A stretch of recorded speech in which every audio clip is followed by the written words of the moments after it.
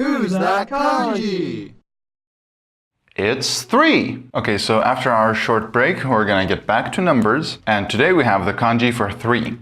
The kunyomi are mi, mitsu, here the 2 goes outside, or mitsu, where the big 2 goes outside, but the small 2 is inside the kanji. Then the onyomi are san and zo. For this kanji, all you need to remember is san and mitsu.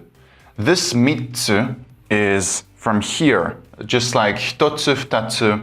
This is the 3rd one in that series. So the meaning is just 3. Now let's look at the stroke order. So it goes from top to bottom. We just draw 3 lines. First one like that, then the second one a bit shorter, and then the 3rd one is the longest. So it sort of has that hourglass shape. So now let's look at the example words. These should all be familiar at this point because we already covered pretty much the same words for 1 and 2. So for 3, we have san, which just means number 3. So we have ichi ni san, 1, 2, 3. Then we have mikka, which means the 3rd date or 3 days. Again, except for the first date where we had 2 different words for first date and 1 day. All of the other days, they can mean both the amount of days or the date. Then we have sangatsu, which means March. Then we have sankagetsu, which means 3 months. For months though, it's always 2 different words. We have a word which has this ka in the middle. That one means an amount of months.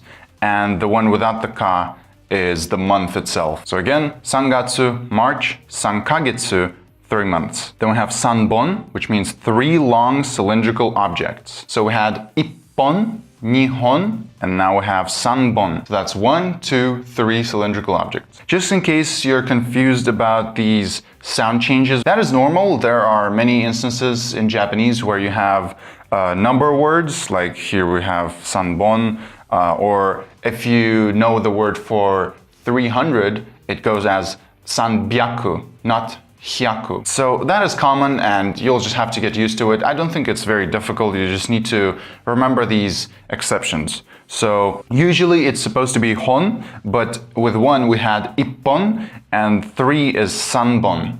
Just like sanbyaku, right? It changes to a B. So just keep in mind that this is an exception, just like ippon. Then we have sannin, which means 3 people. From this one and on, when we have people, we will just have the number and the nin. So first we had hitori and then futari, but now we'll have sannin, yonin, and so on. So it'll be words ending with nin. And then lastly, as I already mentioned, we have mitsu, which means 3 things. So now let's look at example sentences. For mikka, we can have 2月3日から日本にいます, which means I will be in Japan from the 3rd of February. Then for 3月, we can have 3月に日本人の人に会いました, which means I met a Japanese person in March. So a Japanese person is 日本人の人. Then for 3ヶ月, we can have 3ヶ月前フランスにいました, which means I was in France 3 months earlier. For 3本, we can have えんぴつは三本あります, which means I have 3 pencils. Pencils are long objects, so we're going to count them with hon. Then for 3人, we can have わたしのかぞくは三人です, which means there are 3 people in my family. And then you could have a response from someone who could say